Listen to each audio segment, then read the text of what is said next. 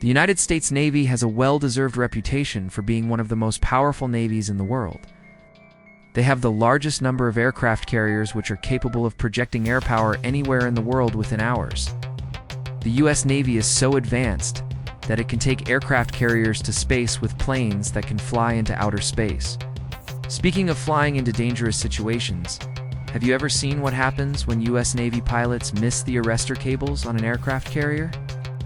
Precision and timing are crucial for both taking off and landing on an aircraft carrier. When it comes to landing on an aircraft carrier, it's a whole different ballgame. As the pilot brings the jet into land, they must align the plane with the center line of the ship and make a smooth touchdown on the angled deck. In some cases, the pilots were able to safely eject before the plane hit the water, while in others, the plane simply malfunctioned, causing them to plummet into the sea. Whatever the cause may be, these incidents are rare, but they serve as a reminder of the risks involved in carrier aviation.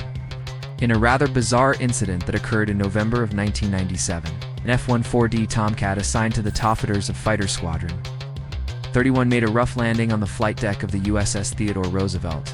We have already established that missing one arrestor cable is already bad. So imagine the chaos that ensues when a pilot misses 3 in a row. Well, let us tell you about a U.S. Navy pilot named Dave Cagle. Unfortunately, even the most skilled pilots can make mistakes. Missing all 3 arrestor cables is a fatal error that could result in serious consequences. But thankfully, incidents like this are extremely rare. In fact, only a few cases of planes going off aircraft carriers have been reported in recent history. The pilots in these cases were likely experienced individuals who had undergone rigorous training and had flown many successful missions. Yet even the best of them can make mistakes that lead to catastrophic outcomes. He was practicing carrier landings with his A-6 intruder on the USS Nimitz in preparation for an upcoming deployment. While incidents of planes going overboard are rare, they do happen and serve as a reminder of the risks involved in carrier aviation. As we have seen, even the smallest mistake can have significant consequences. But the bravery and skill of these pilots cannot be denied. Their ability to recover from unexpected situations and land safely is truly remarkable and deserves our admiration. His first 2 attempts were rough, but he managed to get away with it without any major issues. Thank you for watching, and see you in the next one. However, his 3rd attempt was disastrous. He lined up with the first cable and was ready to grab it, but something went wrong. The cable passed under the jet and it didn't hook on. So he gave the jet full throttle and brought it around for another try. He lined up again and was ready to grab the 2nd cable, but the same thing happened. The cable passed under the jet and he had to go around once more. For the 3rd time, he lined up with the 3rd cable, but this time he was running out of options. The cable passed under the jet, and instead of trying to go around again, he decided to pull back on the stick and put the jet into a power-off side slip.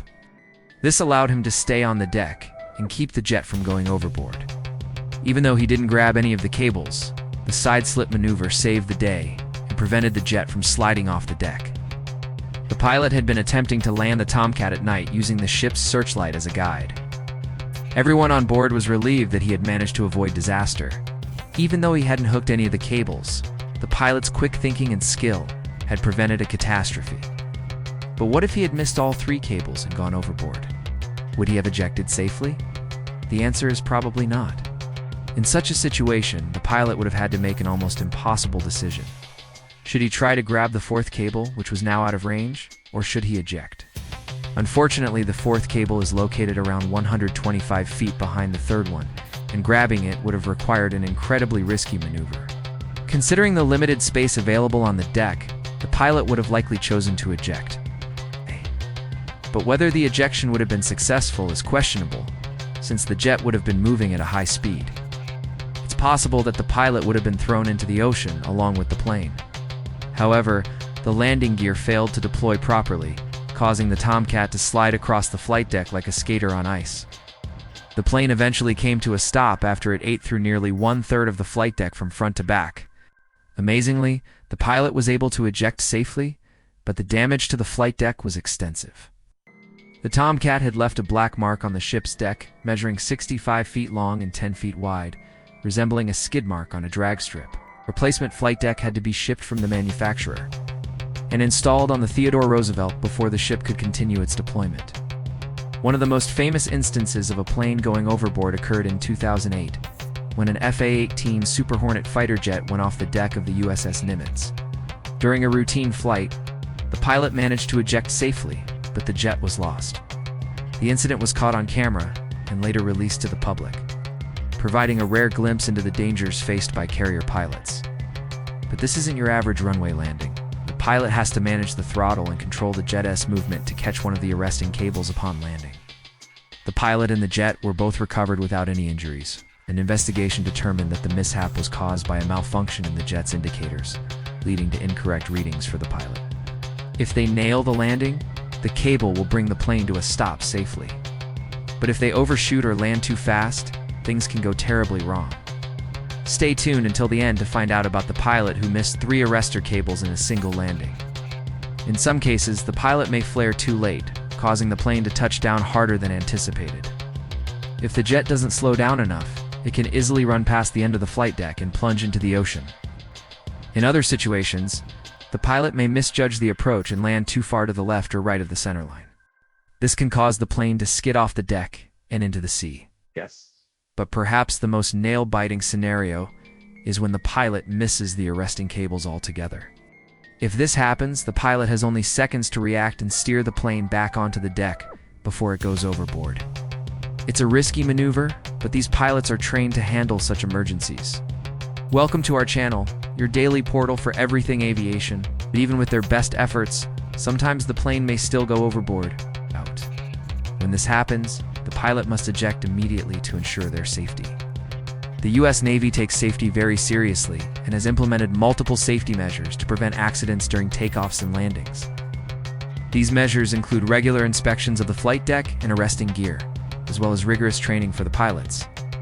Despite these precautions, accidents can still happen, and it's important to remember that these pilots are human and prone to making mistakes. The U.S. Navy pilot's worst nightmare is missing the arrestor cable during a night landing on an aircraft carrier. There's no safety net or runway after the flight deck. It all begins with a process known as preparing for flight, which involves conducting inspections and tests on the aircraft and its equipment to ensure everything is functioning properly. Once cleared for flight, the pilot starts the engines and begins taxiing to the designated takeoff position at the bow of the ship. The pilot then accelerates to takeoff speed, lifts off the deck, and climbs to a certain altitude before turning away from the carrier. On some occasions, the plane might need to take off with the assistance of the launch system, which involves a high-speed catapult that propels the aircraft forward and provides the necessary thrust to achieve liftoff. If a pilot misses the cable, the jet will go overboard into the ocean below. The only way to land on an aircraft carrier is by using the angled deck. This allows the pilot to land in the direction of travel and stop quickly before reaching the back of the ship. To help bring the plane to a stop once landed, there are several steam-powered cables, known as arrestor cables, that stretch from the deck to the back of the ship. Once the plane touches down, hooks on the underbelly of the plane will catch the cables and bring the jet to a stop safely. If the pilot manages to miss every single one of these cables, the plane will slide off the back of the deck into the sea. You might be wondering, how exactly do planes take off from an aircraft carrier? It's not just about getting the plane airborne, but also ensuring a safe and efficient operation for the pilot and the crew. Now let's talk about what happens when these brave pilots make mistakes. In such situations, the pilot will use every tool at their disposal to regain control of the plane and bring it back on course. That said, the U.S. Navy has seen its fair share of incidents involving planes going overboard. In another incident in 2014, an F-35C Lightning II Joint Strike Fighter went off the deck of the USS Carl Vinson during an attempted landing. Speaking of malfunctioning jets, did you know that an F-14 Tomcat once tried to eat the flight deck? You heard that right. But the real question here is, what happens when a U.S. Navy pilot misses more than one arrestor cable? As soon as the jet slowed down enough, the pilot put the gear down, set the parking brake, and taxied off the deck. So what would have been the fate of the pilot if he had missed all 3 arrestor cables? In conclusion, the safety of aircraft carriers is a top priority for the U.S. Navy, and they take every precaution to ensure the well-being of their pilots and crew. Tell us in the comments what you think about this daring feat.